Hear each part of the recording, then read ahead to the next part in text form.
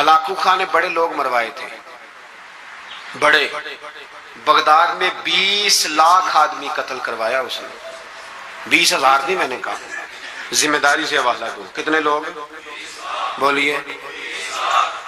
16 لاکھ آدمی اس نے تلوار سے مروایا۔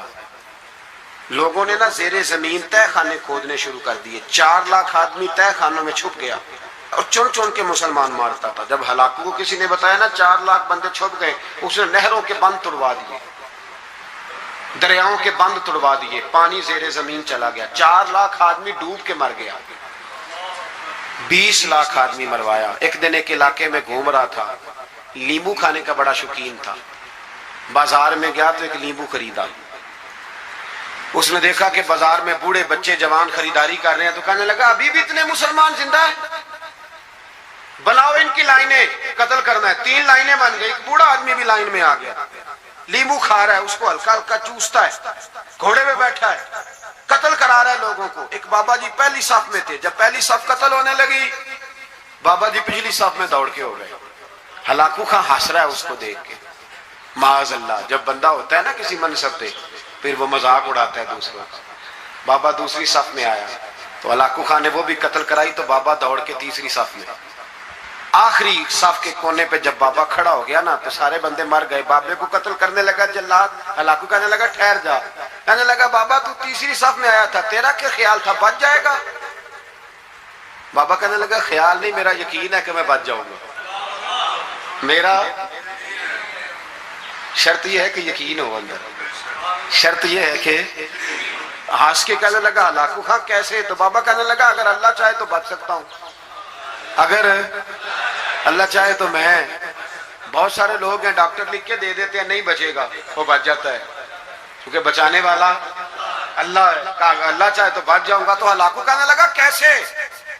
جب ایسے کیا نا، کیسے ایسے کیا نا تو لیمبو ہاتھ سے گر گیا۔ وہ بچے پلیئر نہیں ہوتے، وہ گیند گرتی ہے تو چھلانگ لگا کے پکڑ لیتے، تو بڑا گھوڑ سوار تھا، نیزہ باز تھا، چھلانگ لگائی لیمبو کیش کرنے کے لیے۔ کیسے؟ تو کیسے بچے؟ یوں ہاتھ گھمایا، لیمبو گرا تو چھلانگ لگائی، نیچے جھکا، جب نیچے جھکا نا تو گر گیا گھوڑے سے، جو پیر تھا وہ گھوڑے کی رکاب میں الجھ گیا، گھوڑا ڈر کے دوڑ گیا۔ جب گھوڑا دوڑا تو زمین پر زور زور سے سر لگنے لگا، سپاہیوں کہتا دوڑو اس کو پکڑو، سپاہی بھی دوڑے پر گھوڑا قابو نہ آیا۔ گھوڑا اس وقت رکا جب نہ اس کا چہرہ پہچانا جاتا تھا، نہ آنکھیں سلامت تھی، نہ ناک سلامت تھی، اس کی کھوپڑی ساری اس طرح چور چور ہو گئی جیسے کسی نے ہتھوڑے کے ساتھ پیسی ہو۔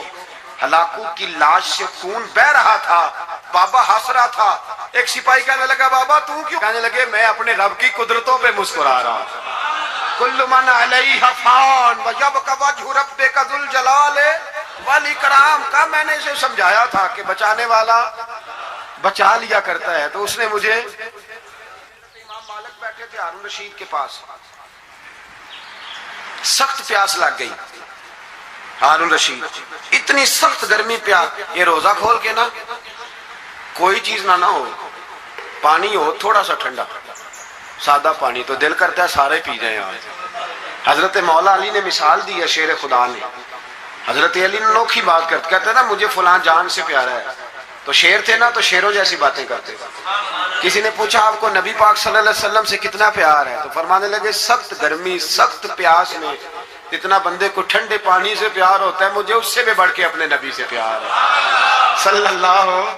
کیسی مثال عطا فرمائی، لوگ وہیں کھڑے ہیں جان سے زیادہ پیارے، فرمایا نہیں، سخت گرمی میں سخت پیاس میں اتنا بندے کو ٹھنڈے پانی سے پیار ہوتا ہے مجھے اس سے زیادہ مصطفیٰ سے پیار ہے۔ یہ مولا علی کا فرمان۔ ہارون رشید کو پیاس لگ گئی تو پانی کچھ دیر سے آیا تو تڑپنے لگا، پانی لاؤ گلا خشک ہو، گھنٹہ ہو گیا، شور کرنے لگا، جلال میں آ گیا، تڑپ، لاتے کیوں نہیں، جلدی کرو۔ جب بندہ گرمی میں آتا ہے نا باہر سے تو پانی دیر سے آیا نا تو دل کرتا ہے کہ وہ ہو سکتا ہے گھر میں کوئی بم بھی پھوڑ دے، پانی کو دیر سے آیا ہے پہلے پانی۔ اس لیے سمجھدار خواتین باہر سے جب کوئی آتا ہے تو پہلے پانی لاتی ہے، پانی لاتی ہے، پانی پی لیں جناب۔ تو ہارون رشید تڑپ رہا ہے، امام مالک قریب بیٹھے تھے، خادم کہنے لگا حضور ایک کنواں خشک ہو گیا ہے اور دوسرا آپ کی شیان شان نہیں، پانی صاف نہیں، تو تیسرے سے بندہ لینے گیا ہے، آ رہا ہے، بندہ تھوڑی دیر سے آیا تو ہارون رشید بڑا پریشان تھا. اب بات امام مالک کر رہے تھے تو وہ نہ توجہ اس کی پانی کی طرف تھی. پیالہ پانی کا اندر داخل ہوا تو ہارون رشید کا دل کرتا تھا کہ اڑ کے پانی کے قریب چلا جاؤ, لپک رہا تھا پانی کی طرف. جب پانی آیا اس کو پکڑایا تو امام مالک رحمت اللہ علیہ کہنے لگے بادشاہ ذرا ٹھہر جا پی لے, نیا آ گیا نا اب تیرے قبضے میں ہے, ایک مسئلہ مجھے بتا لے پھر پانی پینا. ہارون رشید ایک رات پہلے نا بڑی باتیں کر رہا تھا کہ میں حکومت صحیح چلا رہا ہوں, میرے معاملات بڑے اچھے, اپنی حکومت کی تعریفیں ایک رات پہلے ہو رہی. اب جب پانی پینے لگا تو امام مالک اس کو رات والی بات پہ اسے سمجھانا چاہ رہے ہیں. فرمانے لگے بادشاہ رک جا. رک گیا. آپ فرمانے لگے اگر یہ پانی ملتا ہی نہ, پورے ملک میں نہ ملتا, پھر تجھے پتا چلتا پوری دنیا میں نہیں. ذرا سوچیں آپ, اگر پانی خدا نہ خواستہ اگر پانی ملے ہی نہ, کہا نہ ملتا, پانی کو کوئی اہمیت تو نہیں نا ہم دیتے, نلکا کھلا ہے تو کھلا ہے, اور اگر ملے نہ تو ہماری بنیادی ضرورت ہے پانی, ایک قدم نہ لوگ چل سکے. کہا ہارون رشید اگر ملے ہی نہ اور اگر تجھے لینا پڑے ایک پیالہ پانی کا تو کیا دے کے لے گا؟ کہنے لگا میں اپنی آدھی سلطنت دے دوں گا, آدھی حکومت اور پانی کا پیالہ لے لوں گا. امام صاحب فرمانے لگے چل سمجھ میں آ گیا, پی لے پانی. اس نے پی لیا تو پیا اس طرح کہ پانی پیالہ منہ سے لگایا تو اتارا تب بھی جب ختم ہو گیا. تو امام صاحب فرمانے لگے پی لیا؟ کہ پی لیا. فرمانے لگے ایک مسئلہ اور بتا, اب اگر تو نے پانی پی لیا تیرا پیشاب بند ہو جائے, یہ پانی پینے کے بعد پھر پیشاب آنا بھی ضروری ہے, اگر بند ہو جائے تو پھر کیا دے گا؟ تو امام صاحب کی طرف غور سے دیکھنے, فرمانے لگے سوچ کے بتانا. کہنے لگا حضور آدھی سلطنت باقی کی بھی دے دوں گا. تو امام صاحب نے رومال اٹھایا, کندھے پہ رکھا, چلنے لگے. کہاں جا رہے ہو؟ فرمانے لگے اس بادشاہ کے پاس کیا بیٹھنا جس کی پوری سلطنت کی قیمت پانی کا ایک پیالہ ہے. ایک پیالہ پانی کا اگر نہ ملے تو آدھی گئی, اور پیشاب نہ آئے تو باقی بھی. کہنے لگے تو کس سلطنت کی باتیں کرتا ہے؟ کل من علیہا. سکندر اعظم نے 32 سال کی عمر میں آدھی دنیا فتح کر لی تھی. تو لوگ پتہ کیا کہتے تھے؟ یہ وہ بندہ ہے جس کو تاریخ نے گریٹ کا لقب دیا ہے. لکی نہیں کہتے, ہم کہتے بڑا لکی ہے بھئی. لوگ کہتے تھے یہ مقناطیسی آدمی ہے, کبھی ناکام ہوا ہی نہیں. سکندر اعظم کبھی ناکام نہیں ہوا. جس علاقے, اور عمر کتنی بھئی, اتنی کم عمری میں اتنی دلیری, آدھی دنیا فتح کر لی. ملتان سے گزر رہا تھا تو اسے ایک تیر لگا. کچھ لوگ کہتے ہیں یہاں جیلم کے پاس لگا تھا, ایک تیر لگا اسے. اس نے کہا بندہ تلاش کرو, کسی کی اتنی جرت کہ سکندر اعظم کو تیر مارا ہے, تلاش کرو. جب ڈھونڈنے لگے تو بندہ نہ ملا, تو سکندر نے حکم دیا کہ جس کی آنکھ چمکتی ہے اسے قتل کر دو. مرد بھی مارے, بچے بھی مارے, بوڑھے بھی مارے. تو لا کے لوگ کہنے لگے انسان کوئی نہیں بچا. کہنے لگا میں نے تمہیں کہا تھا جس کی آنکھ چمکتی ہے قتل کرو, بلیاں بھی قتل کرو. ہو سکتا ہے کسی بلی نے منہ میں رکھ کے پھینکا ہو, کتے بھی مار دو, کبوتر بھی مار دو. ہر چمکتی والی آنکھ اس نے بند کر دی. یونان کے قریب ایک بستی کا رہنے والا سکندر عراق کے شہر بابل میں تھا. ملیریا بخار ہوا. کیا کہتے ہیں ہم, چند ٹکیوں کی مار ہے, دوائی کھا لو ٹھیک ہو جائے گا. ملیریا بخار ہوا. 32 سال, کچھ لوگوں نے کہا نہیں 2 مہینے کم, 33 سال عمر ہو چکی تھی. تو سکندر اعظم زمین پہ بیٹھا ہے, ایڑیاں رگڑ رہا ہے. موت کا جھٹکا لگا, موت کا. ہوئے نامور بے نشان کیسے کیسے, زمین کھا گئی. نوجوان کیسے کیسے, جگہ جی لگانے کی دنیا نہیں ہے, یہ عبرت کی جا ہے, کوئی تماشا نہیں ہے. ایڑیاں رگڑ رہا ہے. 2 ہفتے کا سفر رہ گیا تھا گھر پہنچنے کا. تو سکندر ایک صوبے کا, ایک ملک کا, ایک چھوٹے سے علاقے کا سربراہ نہیں. سکندر آدھی دنیا فتح کرنے والا. پلیٹ میں رکھ کے کسی نے حکومت نہیں دی, خود محنت کر کے فتح کی. لیکن سکندر ایڑیاں رگڑتا ہے, زور زور سے زمین پہ مارتا ہے اور کہتا ہے کوئی ہے جو مجھ سے میری ساری سلطنت لے لے اور مجھے صرف 2 ہفتے کی زندگی لے دے. میں پردیس میں نہیں مرنا چاہتا, گھر مرنا چاہتا. کوئی مجھے 2 ہفتے کی زندگی, 2 ہفتے, کوئی 2 ہفتے. مٹی دیں تو مٹی رہنا, ایویں کا دی بلے بلے. اج مٹی دے اتے بندے آتے, کل مٹی دے تھلے. کا کوئی مجھے مہلت لے دے، لیکن رب کا قانون ہے جب وقت آ جاتا ہے پھر مہلت۔ میرے بھائی اپنی زندگی نہ عاجزی میں جھوک کے، سادگی میں، کونے میں، دنیا کی پروٹوکول ختم ہوں گے۔ اصل پروٹوکول وہ ہے جو اللہ قیامت کے دن عطا فرمائے گا۔ میرے نبی پاک نے فرمایا امیر جو ہوں گے، امیر وہ چونٹیوں کی شکل میں ہوں گے، اور غریب اپنے پیروں کے نیچے انہیں مسل کے چلے جائیں گے۔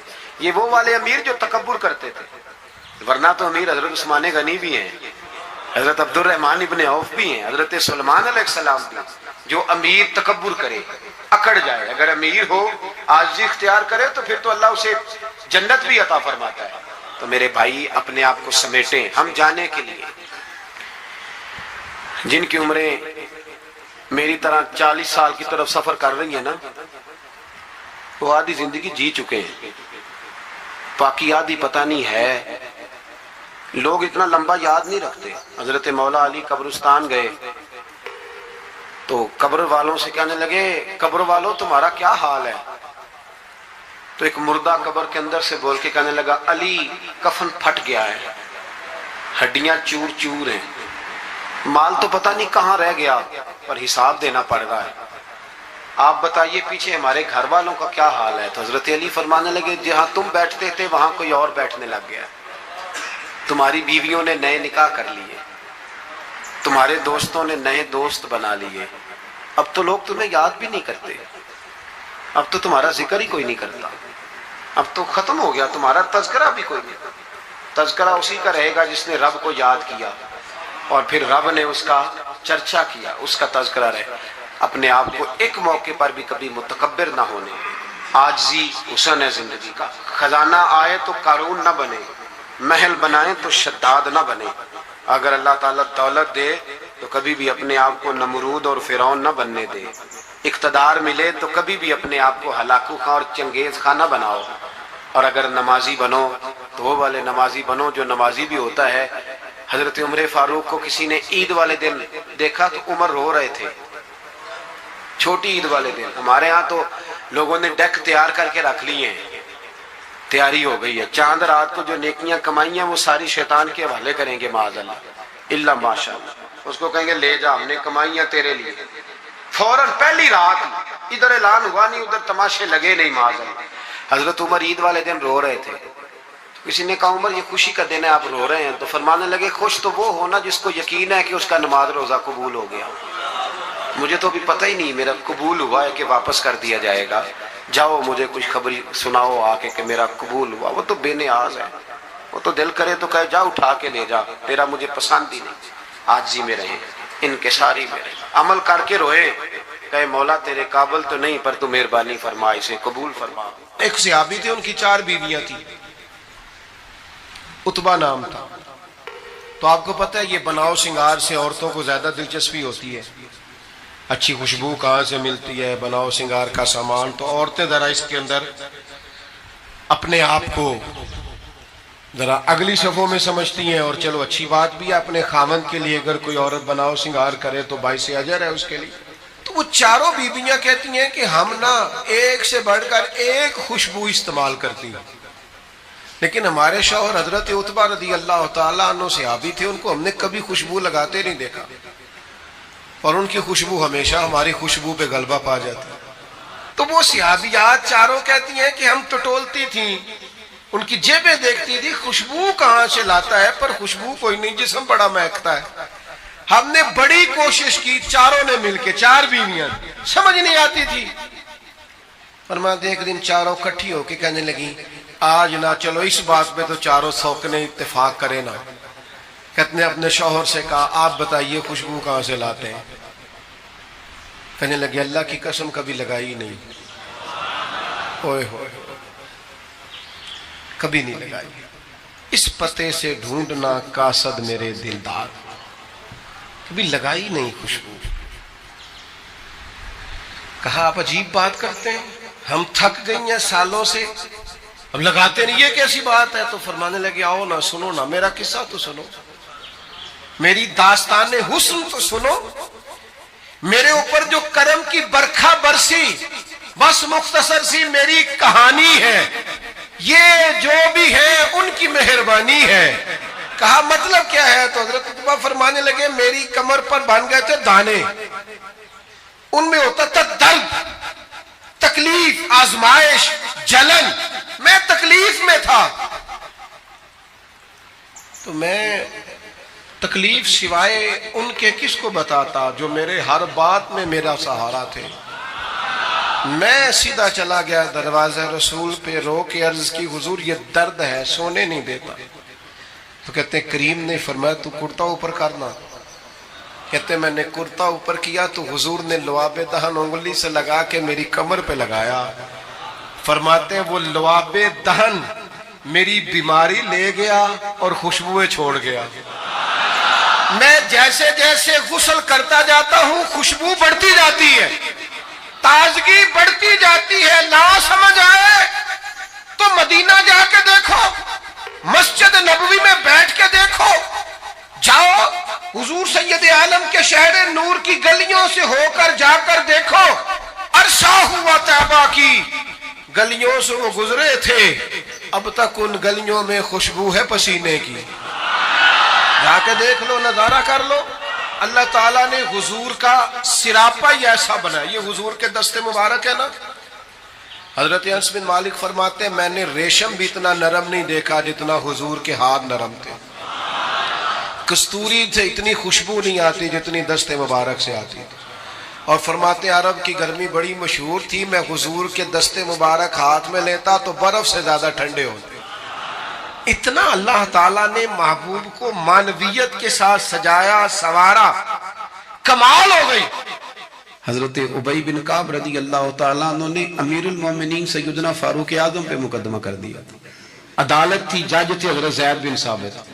حضرت عمر پہنچے، حضرت زید بن ثابت اٹھ کے کھڑے ہوئے، جگہ خالی کا، امیر المومنین بیٹھ جائیے۔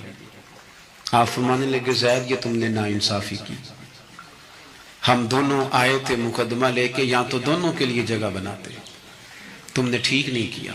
پھر بات ذرا آگے بڑھی، حضرت ابی بن کعب نے مطالبہ کیا کہ حضرت عمر فلاں بات پہ قسم اٹھائیں، تو حضرت زید بن ثابت جج تھے، کہنے لگے آپ امیر المومنین سے یہ مطالبہ کر رہے ہیں؟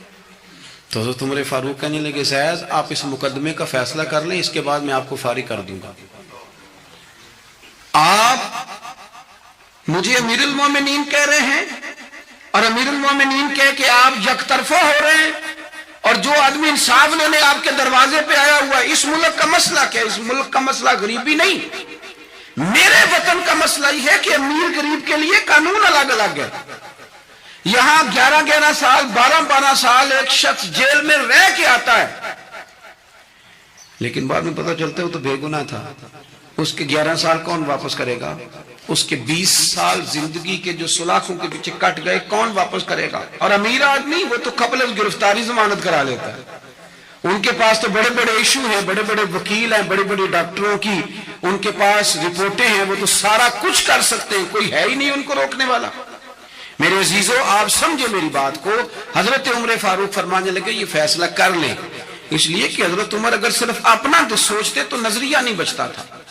جناب عمر رضی اللہ تعالیٰ عنہ نے نا صرف اپنا نہیں سوچا، انہوں نے کہا کہ سچ کو فروغ دیا جائے، ذات سے نکلا جائے۔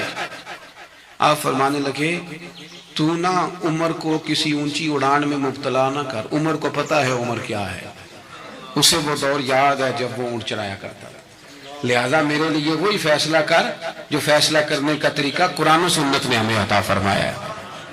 آپ نکلیں ذرا ذات پات کے چنگل سے، یہ جو بت پال لیے نا، اقبال کہتے ہیں گرچہ بت ہے جماعت کی آستینوں میں، جماعتوں کے بت تو نہ بناؤ، تنظیموں کو بت تو نہ بناؤ، آپ برادری کو بت تو نہ بناؤ، آپ رنگ نسل کو بت تو نہ بناؤ، اگرچہ بت ہیں جماعت کی آستینوں میں، پر مجھے ہے حکم اذاں لا الہ الا اللہ، یہ ٹوٹ جائیں گے لا الہ الا اللہ کی ضرب سے۔ وسیع الظرف، وسیع المزاج بنے، وسیع المشرب بنے۔ آپ کبھی بھی سوچوں کو اتنا محدود نہ کریں کہ آپ کسی ایک ابہام کا شکار ہو کے ہی ساری زندگی گزار دیں۔ کیا مسئلہ تھا عرب کے لوگوں کو؟ مسئلہ کیا تھا؟ صرف اتنا، ایک عجیب روایت ہمیں ملتی ہے سیرت کی کتابوں میں، میرے نبی پاک صلی اللہ تعالی علیہ وسلم نا رات کے وقت پہاڑ کی چوٹی پہ بیٹھ کے قرآن پاک کی تلاوت کرتے تھے. حضور نا رات کے وقت قرآن پاک کی تلاوت کر رہے تھے, نبی کریم تلاوت کر رہے تھے. اور جب یاسین والے نبی خود یاسین پڑھے, والضحیٰ والے محبوب جب خود والضحیٰ کی تلاوت کریں, مدثر والے محبوب جب خود مدثر پڑھے, تو انداز ہی نرالو. حضور قرآن پاک کی تلاوت کر رہے تھے تو اس تلاوت کی نا آواز گونجی, کہاں تک پہنچی؟ ابو جال بھی کسی جھاڑی میں چھپ کے حضور کا قرآن سننے لگے. سریلی اتنی تھی, اس میں لطف اتنا تھا. ابو سفیان بھی آ گئے, کسی جھاڑی میں چھپ کے قرآن سننے لگے. اخنس بن شریک بھی آ گیا, تھوڑا نہیں سنا, ساری رات ہی حضور کی تلاوت سنتے رہے, ساری رات تلاوت سنتے. صبح ملاقات ہوگی, تو کدھر آیا تھا, تو کدھر آیا تھا, تو آج کے بعد نہ آئے کوئی بھی. لیکن کہتے ہیں اگلے دن سوئے تو بے چین کیا حضور کی آواز میں, پھر اٹھے, تینوں آ کے پھر مختلف جگہوں پہ بیٹھ گئے. سویرے پھر ملاقات ہو گئی, آج کے بعد نہیں آنا, تو بھی نہ آنا, تو بھی نہ آنا. پر کہاں چین لینے دے حضور کی میٹھی آواز, کہاں چین لینے دے حضور کی میٹھی آواز. تینوں پھر اٹھ گئے, کئی دن آتے رہے. ایک دن طے ہوا کہ آج کے بعد بالکل نہیں آنا, جو آئے گا سزا ملے گی. ہو گئی بات طے. اخنس بن شریک کہتے ہیں میں سویرے ابو جہل کے گھر گیا, میں نے کہا سن, ایک دن نہیں کئی راتیں تو نے بھی سنا, میں نے بھی سنا. دل پہ ہاتھ رکھ کے بتا, وہ جو پڑھتے ہیں وہ حق سچ ہے کہ نہیں؟ کھری بات کر, سنا تو نے بھی, سنا میں نے بھی, ساری ساری رات سنا, بتا بات سچی ہے کہ نہیں؟ تو ابو جہل کہنے لگا ایک ایک حرف سچا ہے, ایک ایک بات سچی ہے. تو مانتا کیوں نہیں؟ پھر تو مانتا کیوں نہیں؟ تو جو ابو جہل نے جواب دیا, خدا را اس پہ غور کرنا, میری منت سمجھ کر اس بات پہ غور کرنا, او پھر تو مانتا کیوں نہیں؟ تو ابو جہل کہنے لگا ہمارے قبیلے کا اور بنو ہاشم کا, حضور سید عالم کے قبیلے, شروع سے مقابلہ رہا ہے. انہوں نے اگر لوگوں کو کھانے کھلائے تو ہم نے بھی کھلائے, انہوں نے غریبوں کا بوجھ اٹھایا تو ہم نے بھی اٹھایا, انہوں نے اگر گھوڑا دوڑایا تو ہم نے بھی دوڑایا. پھر انہوں نے دعویٰ کر دیا کہ ہمارے اندر ایک نبی آ گیا ہے. اب ہم کیسے مان جائیں اس قبیلے میں نبی آ گیا؟ پہلے کیا کہہ رہا ہے؟ بات بالکل حق ہے. اب کیا کہہ رہا ہے؟ اس کے کہنے کا مطلب یہ ہے کہ اگر میرے قبیلے میں نبی آتا تو میں مان جاتا. اور خدا کے بندو, یہ برادری کا بت, قبیلے کو جو بت بنا لیا معاذ اللہ, وہ تعصب بن کے آڑ بن گیا, گروہ پرست ہو گئے. وہ کہنے لگا اس کا مطلب یہ تھا کہ میرے قبیلے میں ہوتے تو میں مان جاتا, قبیلہ دوسرا ہے. خدا را, ان بتوں کو توڑنے کی ضرورت ہے. کاش ابو جہل یہ سمجھتا کہ یہ تو رب کی تقسیم ہے نا, واللہ یختص برحمتہ من یشاء. وہ کہتا ہے میں جس کو چاہتا ہوں اپنے فضل سے اپنا خاص بنا لیا کرتا.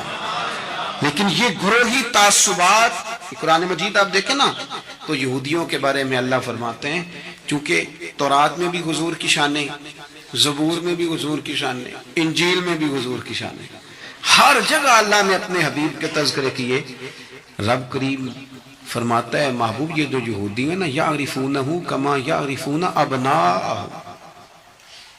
قرآن مجید کے الفاظ پہ غور کیجئے, کہا محبوب یہ آپ کو اس طرح جانتے ہیں, اس طرح پہچانتے ہیں جس طرح کوئی اپنے بیٹے کو پہچانتا ہے. جڑواں بچے ہوں نا, جڑواں شکلیں بھی ایک جیسی ہوں تو اور کوئی پہچانے نہ پہچانے, باپ اور ماں پہچانتے ہیں کہ یہ فلانا ہے, اور یہ ان کو پتہ چلتا ہے. کہا محبوب جس طرح یہ اپنے بچوں کو پہچانتے ہیں نا, اس طرح آپ کو جانتے ہیں. لیکن وہ کہتے پتہ کیا تھے؟ وہ کہتے تھے کہ ہم وہ والی وحی مانیں گے جو ہم پہ آئی ہے, جو بنی اسرائیل کے نبی آئے ان کو مانیں گے. یہ چونکہ حضرت اسماعیل علیہ السلام کی اولاد میں سے ہے رسول رحمت صلی اللہ علیہ وسلم, لہٰذا نہیں مانیں گے. وہ جو گروہی تعصب تھا نا, قبیلے کا تعصب گروہی, وہ لے ڈوبا. وہ تورات پڑھ کے بھی, انجیل پڑھ کے بھی, بلکہ وہ لوگوں کو کہا کرتے تھے رسول آنے والے ہیں, رسول آنے والے ہیں, رسول آنے والے. لیکن حضور آ گئے حضرت ابراہیم کی اولاد میں سے, حضرت اسماعیل کی اولاد میں سے. انہوں نے کہا جی وہ تو ہمارے قبیلے میں ہوتے تو ہم مانتے. میں نے بھی غور کرنا ہے, آپ نے بھی غور کرنا ہے. یہ سوچیں تو یہودیوں کی ہیں کہ فلانا میرے قبیلے سے ہو تو پھر مانتا ہوں, فلانا فلانی جگہ ہو تو. یہ تو سوچ ہماری نہیں, ہمارے اندر کیسے آ گئی؟ ہم نے کس دبدبے سے اپنے بچوں کو یہ بات سکھائی کہ تو فلانے چودھری کا بیٹا اور فلانے کمی کے بیٹے سے تو کھیل رہا ہے؟ یہ سوچ پیدا کیسے ہوئی؟ کون تھا جو یہ سوچیں لایا؟ کہاں سے یہ پنپی؟ کہاں آ کے پروان چڑھی؟ اس بنیاد پر لوگوں نے الیکشن لڑے کہ یہ پنجابی ہے، یہ سندھی ہے، یہ بلوچی ہے، یہ فلانا ہے۔ اس بنیاد پر لوگوں کو تقسیم کیا اور لوگ اتنے مائل ہوئے کہ ان بنیادوں پر ووٹ دینے لگے، ان نعروں کے قائل ہو گئے، ان سطحی بنیادوں پر آ کے انہوں نے کام کیا۔ دیکھیں، میں کہہ چکا ہوں کہ ہر قوم کے رسم و رواج سے اختلاف نہیں، لیکن وہ قوم تعصب کا شکار اور اپنے علاوہ کسی کو جانے ہی نہ۔ نبی پاک صلی اللہ علیہ وسلم نے فرمایا اپنے قبیلے کا دفاع کرو پر ناجائز بات پر ان کی سپورٹ نہ کرو، غلط بات پر ان کی سپورٹ نہ کرو۔ غلط بات ہے، ضروری نہیں کہ ساری باتیں ہماری اماں ہی ٹھیک کرتی ہو، کوئی بات ہماری بھابھی بھی ٹھیک کرتی ہے۔ ادب سے کہیں، پیار سے کہیں، سوکیانہ جملہ نہ بولیں، پر کبھی اماں سے بھی کہیں، ابا جی سے بھی کہیں، یہ بھی کسی کی بیٹی ہے۔ آپ کیوں تعصب کا شکار ہیں؟ ادب سے کہیں کہ یہاں اس کی بات ٹھیک ہے، تیری ٹھیک نہیں۔ خامد بھی کسی وقت اپنی بیوی کو کہے کہ تو ساس بن گیا، تو اس کا مطلب کیا ہے؟ جو بات درست ہے وہ درست ہے۔ آپ حق کے ساتھ کھڑا ہونا شروع ہو جائیں۔ حق کی فتح انسانیت کی فتح ہوتی ہے، سچ کی فتح ملتوں کی فتح ہوتی ہے، ملتوں کی۔ سچ جب کامیاب ہوتا ہے تو اس کی چھتری میں لوگ سکون پاتے ہیں۔ جب حق غالب آتا ہے، انصاف عام ہوتا ہے، تو ہر آدمی کو سکون ملتا ہے، اس کے سائے میں سب لوگ اپنے دلوں کو ٹھنڈا محسوس کرتے ہیں۔ ہماری وہ ذاتیات اور گروہ بندی کا جو مزاج ہے وہ ملی سطح کا نقصان کرتا ہے۔ میں اکثر یہ بات کہتا رہتا ہوں، پھر کہتا ہوں، ہم اپنی ذات کا معاملہ دیکھتے ہیں، ذات کا۔ کوئی استاد کسی مدرسے میں، کسی اسکول میں، کسی کالج میں پڑھاتا ہے تو وہ یہ نہیں دیکھتا کہ کتنی مشکل سے یہ بلڈنگ بنائی گئی، کہاں سے وہ پیسے آتے ہیں جن کے ساتھ یہ سارے اخراجات چلتے ہیں۔ میں نے دیکھا ہے گروہ بندی کی جاتی ہے، بچوں کو اپنے ساتھ سیٹ کیا جاتا ہے۔ اتنا برا حال ہوتا ہے کہ ایک استاد گیا تو بچے بھی لے گیا ساتھ، کیونکہ اس کے ساتھ سیٹ تھے۔ اس نے یہ نہیں دیکھا کہ ان کا تو مستقبل تباہ ہو جائے۔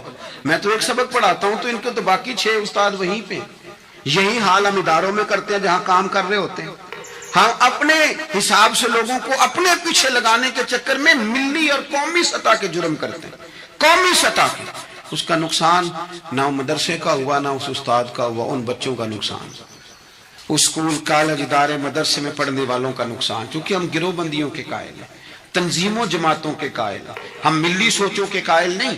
کوئی اگر کہیں بھی خیر کی بات کر رہا ہے تو آپ کو اگر اللہ نے سچ کی توفیق دی ہے تو آپ سب کو سرائیں گے، خیر کا ذکر کریں گے، خیر کا۔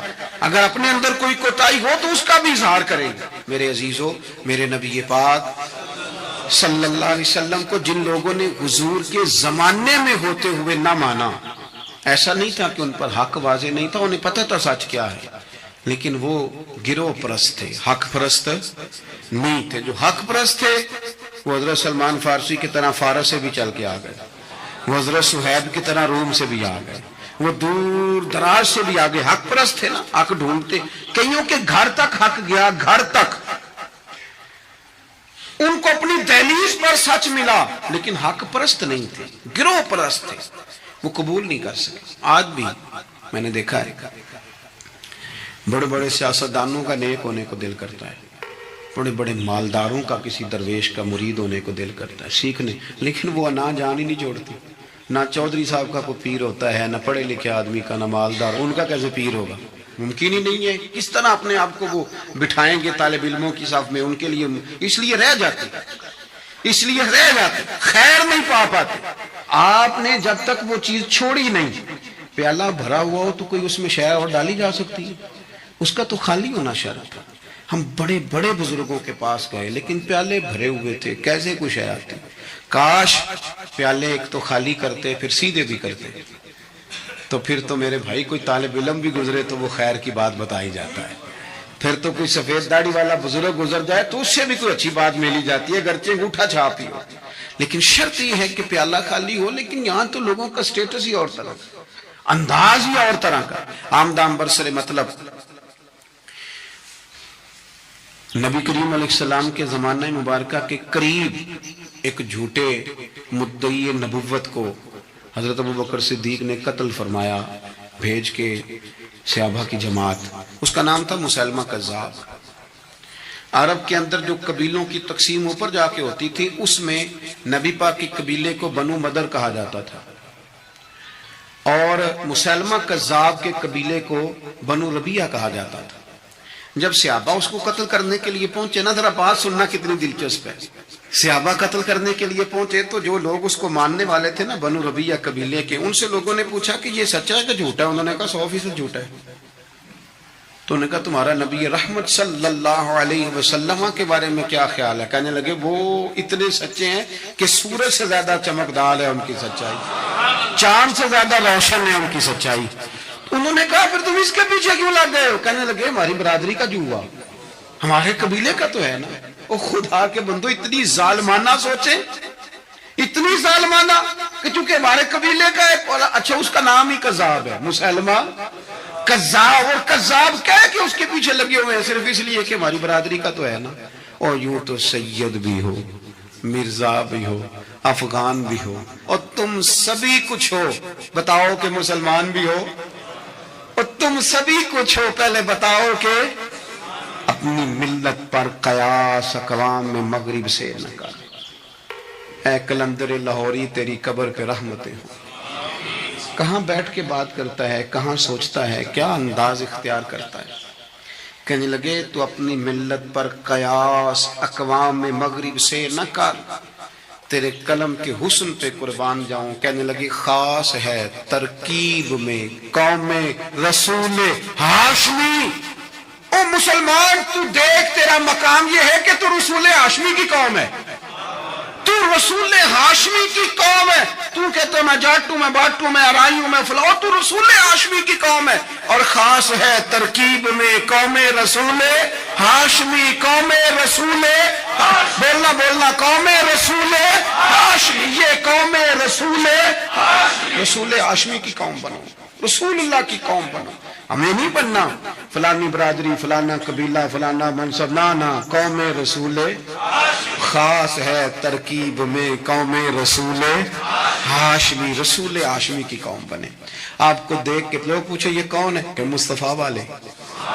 یہ کون ہے؟ رسول خدا والے۔ یہ کون ہے؟ یہ کہتے ہیں غلام ہے، غلام ہے رسول کے غلام۔ یہ کون ہے؟ یہ نبی پاک والے، یہ حضور والے ہیں۔ ایک کی تقسیم ہو گئی تھی پورے مکے میں، ایک کی تقسیم تھی، مدینے میں ایک کی تقسیم تھی، عرب میں ایک کی تقسیم۔ وہ بلال ہے، یہ کون ہے؟ یہ رسول والا ہے۔ وہ مولا علی شیر خدا، یہ کون ہے؟ یہ رسول والے۔ وہ جعفر طیار ہے، یہ کون ہے؟ رسول والے۔ صدیق اکبر رسول والے، عثمان غنی رسول والے، فاروق اعظم رسول والے، طلحہ زبیر رسول والے۔ مجھے بتاؤ نا، جب بدر کی جنگ ہو رہی تھی تو تقسیم کیا تھی؟ قبیلوں کی تقسیم تھی، برادریوں کی تقسیم تھی، ملکوں کی لڑائی تھی، ایک کی لڑائی تھی۔ ادھر ہے کفر والے، ادھر ہے رسول والے۔ تو آج اپنی یہ پہچان بنا لو، آج یہ پہچان بنا لو۔ اعلیٰ حضرت فاضل بریلوی کہتے ہیں میں تو نبی پاک والا ہو کے مرنا چاہتا ہوں، لحد میں عشق رخ شاہ کا داغ لے کے چلے۔ میں نے یہاں نہ ایک دل پہ داغ لگایا نبی پاک کی محبت۔ حضور کیوں لگایا؟ فرماتے ہیں میں نے سنا تھا کہ قبر اندھیری ہے، تو یہ داغ لگا لیا، وہاں جاؤں گا تو یہ چراغ بن جائے گا۔ لحد میں عشق رخ شاہ کا داغ لے کے چلے، اندھیری رات سنی تھی، چراغ لے کے چلے۔ اور بیدم شاہ وارسی کہتے ہیں میں نے نا اپنے کفن کے اندر حضور کی یادیں چھپا لی، اپنے کفن کے اندر حضور کی یادیں چھپا کے لے گیا۔ میں مرا نا جب پس مردن فرشتوں نے تلاشی لی تو کیا نکلا؟ فرشتے آ کے ڈھونڈنے لگے کیا عمل لے کے آیا، کیا عمل ہے؟ انہوں نے ڈھونڈا، تلاش کی، رجسٹر کھولے، میرا کفن کھولا، ٹٹولا۔ کہتے پس مردن یعنی بعد مرنے کے، پس مردن فرشتوں نے جو تلاشی لی تو کیا نکلا؟ فقط ایک دل کے گوشے سے خیال مصطفیٰ نکلا، صرف حضور کا خیال نکلا۔ اور میرے بزرگ فرماتے ہیں عشق سرکار کی ایک شمع جلا لو دل میں، بعد مرنے کے قبر میں بھی اجالا ہو۔ حضور والے بن کے جیو گے نا تو پھر حضور والے بن کے مرو گے، اور جب حضور والے بن کے مرو گے تو حضور والے بن کے اٹھو گے، اور جو حضور والے بن کے اٹھیں گے نا، حضور والے بن کے اٹھیں گے، ان کا مقام یہ ہوگا کہ رضا اب پل سے وجد کرتے گزریے، ہمیں کوئی کسی کا ڈر ہے؟ ہم تو وجد کر کے گزریں گے. کیوں کہ ہے رب سلم صدائے محمد. ہم رسول والے بن کے جیے تھے، رسول والے بن کے مرے، رسول والے بن کے اٹھے. وہ دیکھو ہمارے رسول سلامتی کی دعائیں مانگ رہے ہیں. تو رضا پل سے وجد کرتے گزریے کہ ہے رب سلم صدائے محمد، کیونکہ خدا کی رضا چاہتے ہیں، دو عالم خدا چاہتا ہے رضائے محمد صلی اللہ علیہ. اے اللہ ہمارے ذہنوں سے یہ تعصبات کے سارے زنگ کھرچ دے اور ہمیں رسول کریم کا غلام بنا دے. کہا آپ عجیب بات کرتے ہیں، ہم تھک گئی ہیں سالوں سے، اب لگاتے نہیں، یہ کیسی بات ہے؟ تو فرمانے لگے آؤ نا، سنو نا میرا قصہ تو سنو، میری داستان حسن تو سنو، میرے اوپر جو کرم کی برکھا برسی، بس مختصر سی میری کہانی ہے، یہ جو بھی ہے ان کی مہربانی ہے. کہا مطلب کیا ہے؟ تو حضرت عتبہ فرمانے لگے میری کمر پر بن گئے تھے دانے، ان میں ہوتا تھا درد، تکلیف، آزمائش، جلن. میں تکلیف میں تھا، تو میں تکلیف سوائے ان کے کس کو بتاتا جو میرے ہر بات میں میرا سہارا تھے. میں سیدھا چلا گیا دروازہ رسول پہ، رو کے عرض کی حضور یہ درد ہے، سونے نہیں دیتا. تو کہتے ہیں کریم نے فرمایا تو کرتا اوپر کرنا. کہتے میں نے کرتا اوپر کیا تو حضور نے لعاب دہن انگلی سے لگا کے میری کمر پہ لگایا. فرماتے ہیں وہ لعاب دہن میری بیماری لے گیا اور خوشبوئیں چھوڑ گیا. میں جیسے جیسے غسل کرتا جاتا ہوں خوشبو بڑھتی جاتی ہے، تازگی بڑھتی جاتی ہے. نہ سمجھ آئے تو مدینہ جا کے دیکھو، مسجد نبوی میں بیٹھ کے دیکھو، جاؤ حضور سید عالم کے شہر نور کی گلیوں سے ہو کر جا کر دیکھو، عرصہ ہوا طیبہ کی گلیوں سے وہ گزرے تھے، اب تک ان گلیوں میں خوشبو ہے پسینے کی. جا کے دیکھ لو، نظارہ کر لو. اللہ تعالیٰ نے حضور کا سراپا ہی ایسا بنا، یہ حضور کے دست مبارک ہے نا. حضرت انس بن مالک فرماتے ہیں میں نے ریشم بھی اتنا نرم نہیں دیکھا جتنا حضور کے ہاتھ نرم تھے. کستوری سے اتنی خوشبو نہیں آتی جتنی دست مبارک سے آتی تھی. اور فرماتے ہیں عرب کی گرمی بڑی مشہور تھی، میں حضور کے دست مبارک ہاتھ میں لیتا تو برف سے زیادہ ٹھنڈے ہوتے. اتنا اللہ تعالیٰ نے محبوب کو معنویت کے ساتھ سجایا سوارا، کمال ہو گئی. حضرت ابی بن کعب رضی اللہ تعالیٰ عنہ نے امیر المومنین سیدنا فاروق اعظم پہ مقدمہ کر دیا. عدالت تھی، جج تھے حضرت زید بن ثابت. حضرت عمر پہنچے، حضرت زید بن ثابت اٹھ کے کھڑے ہوئے، جگہ خالی کا، امیر المومنین بیٹھ جائیے. آپ فرمانے لگے زید یہ تم نے ناانصافی کی، ہم دونوں آئے تھے مقدمہ لے کے، یہاں تو دونوں کے لیے جگہ بناتے، تم نے ٹھیک نہیں کیا.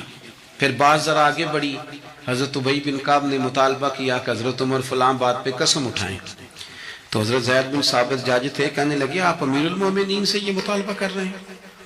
تو حضرت عمر فاروق کہنے لگے زید آپ اس مقدمے کا فیصلہ کر لیں، اس کے بعد میں آپ کو فارغ کر دوں گا. آپ مجھے امیر المومنین کہہ رہے ہیں اور امیر المومنین کہہ کہ آپ یک طرفہ ہو رہے ہیں، اور جو آدمی انصاف لینے آپ کے دروازے پہ آیا ہوا ہے، اس ملک کا مسئلہ کیا؟ اس ملک کا مسئلہ غریبی نہیں، میرے وطن کا مسئلہ یہ ہے کہ امیر غریب کے لیے قانون الگ الگ ہے. یہاں 11 سال 12 سال ایک شخص جیل میں رہ کے آتا ہے، لیکن بعد میں پتہ چلتا ہے وہ تو بے گناہ تھا. اس کے 11 سال کون واپس کرے گا؟ اس کے 20 سال زندگی کے جو سلاخوں کے پیچھے کٹ گئے کون واپس کرے گا؟ اور امیر آدمی وہ تو قبل از گرفتاری ضمانت کرا لیتا ہے. ان کے پاس تو بڑے بڑے ایشو ہیں، بڑے بڑے وکیل ہیں، بڑے بڑے ڈاکٹروں کی ان کے پاس رپورٹیں ہیں، وہ تو سارا کچھ کر سکتے ہیں، کوئی ہے ہی نہیں ان کو روکنے والا. میرے عزیزو آپ سمجھے میری بات کو. حضرت عمر فاروق فرمانے لگے یہ فیصلہ کر لیں، اس لیے کہ حضرت عمر اگر صرف اپنا سوچتے تو نظریہ نہیں بچتا تھا. جناب عمر رضی اللہ تعالیٰ عنہ نے نا صرف اپنا نہیں سوچا، انہوں نے کہا کہ سچ کو فروغ دیا جائے، ذات سے نکلا جائے. آپ فرمانے لگے تو نا عمر کو کسی اونچی اڑان میں مبتلا نہ کر، عمر کو پتا ہے عمر کیا ہے، اسے وہ دور یاد ہے جب وہ اونٹ چلایا کرتا تھا. لہذا میرے لیے وہی فیصلہ کر جو فیصلہ کرنے کا طریقہ قرآن و سنت نے ہمیں عطا فرمایا ہے. آپ نکلیں ذرا ذات پات کے چنگل سے. یہ جو بت پال لیے نا، اقبال کہتے ہیں گرچہ بت ہے جماعت کی آستینوں میں، جماعتوں کی بت تو نہ بناؤ، تنظیموں کو بت تو نہ بناؤ، آپ برادری کو بت تو نہ بناؤ، آپ رنگ نسل کو بت تو نہ بناؤ. اگرچہ بت ہیں جماعت کی آستینوں میں، پر مجھے ہے حکم اذاں لا الہ الا اللہ. یہ ٹوٹ جائیں گے لا الہ الا اللہ کی ضرب سے. وسیع الظرف، وسیع المزاج بنے، وسیع المشرب بنے.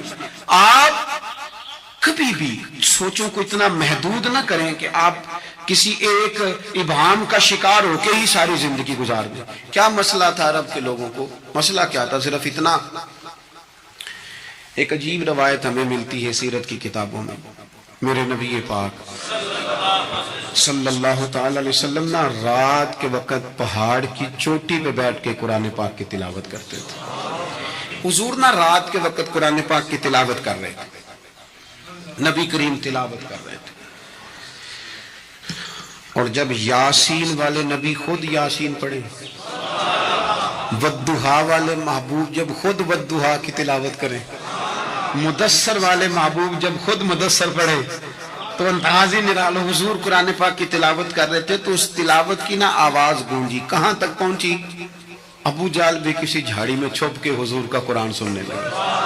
سرولی اتنی تھی، اس میں لطف اتنا تھا.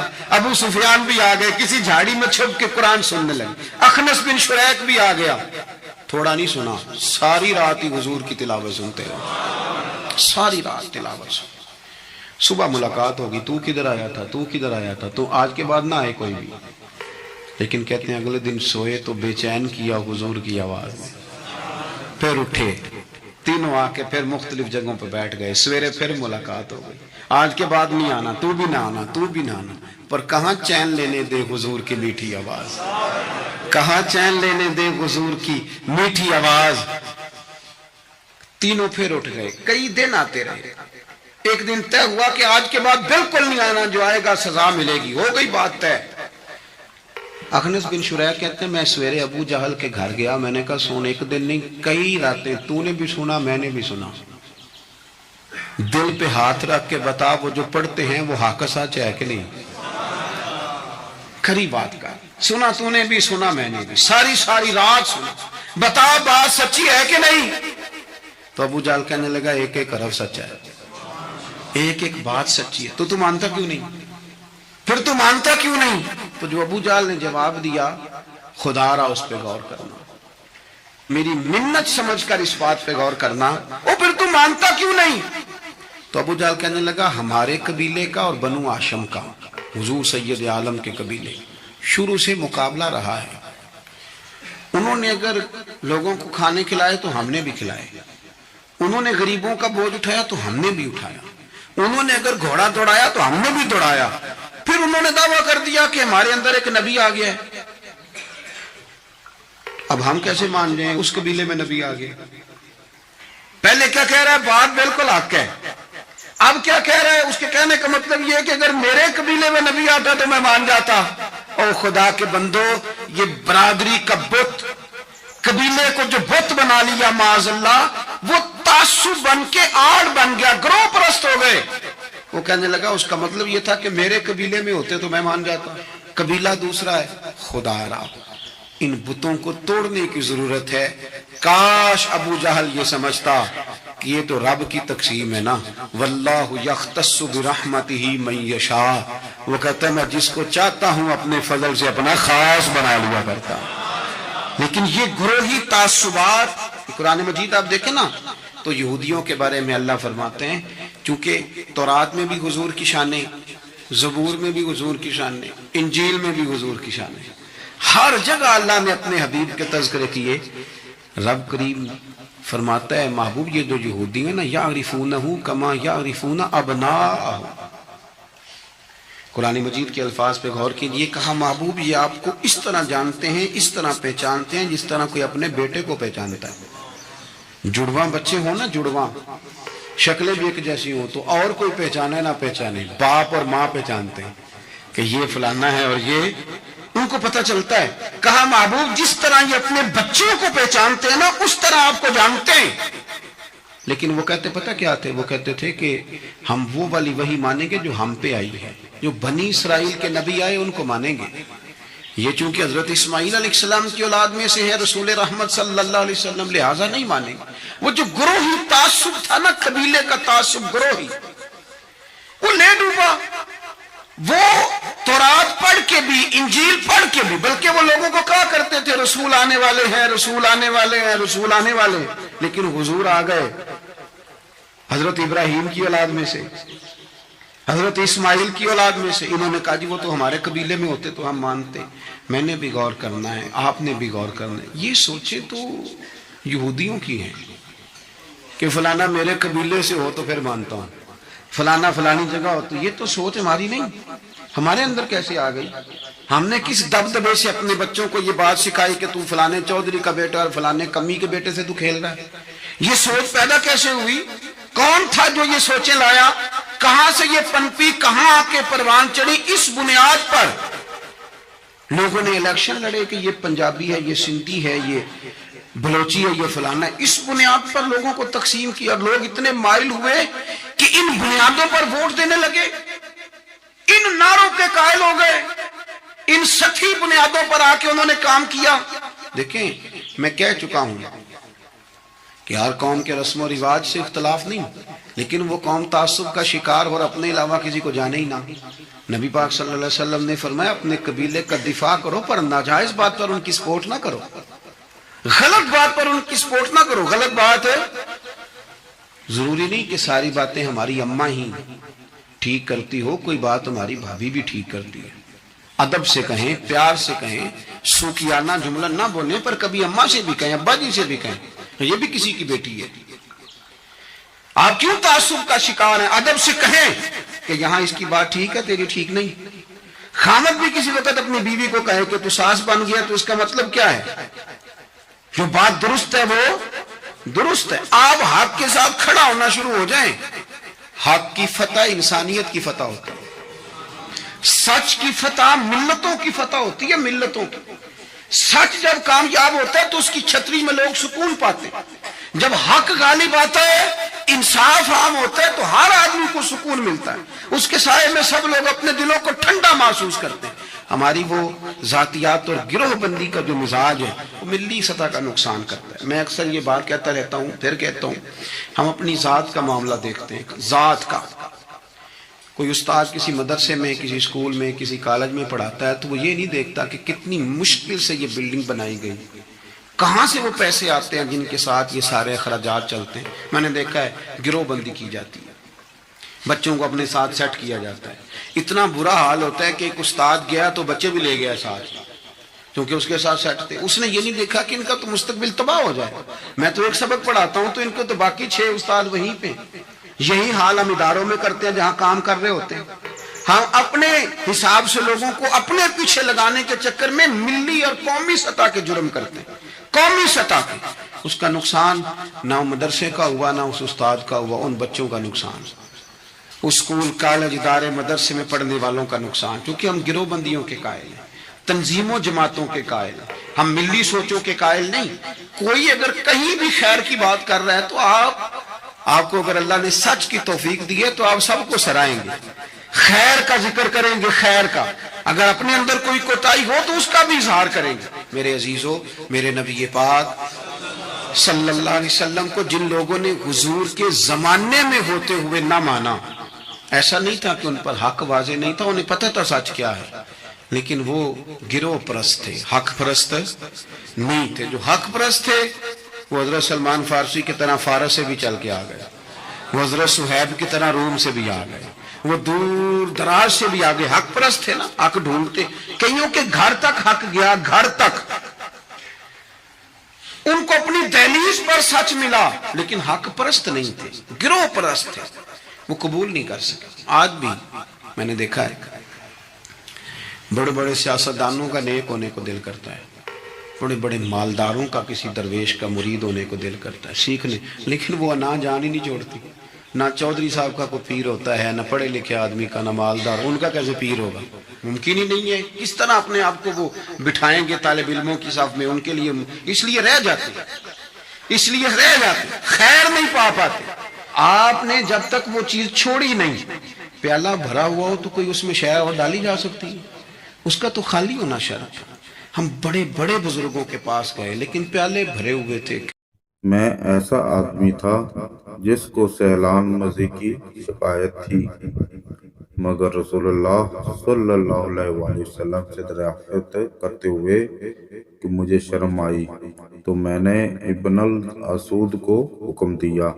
انہوں نے آپ صلی اللہ علیہ وسلم سے پوچھا، آپ صلی اللہ علیہ وسلم نے فرمایا کہ اس میں وضو کرنا فرض ہے۔ اس روایت کو شعبہ نے بھی اعمش سے روایت کیا۔ رسول اللہ صلی اللہ علیہ وسلم کا یہ غلام آپ کا پلان کھولنے کے لیے اٹھا، اسے دور سے تیر کا نشانہ بنایا گیا اور اسی سے اس کی موت واقع ہو گئی۔ ہم نے کہا، اے اللہ کے رسول، اسے شہادت مبارک ہو۔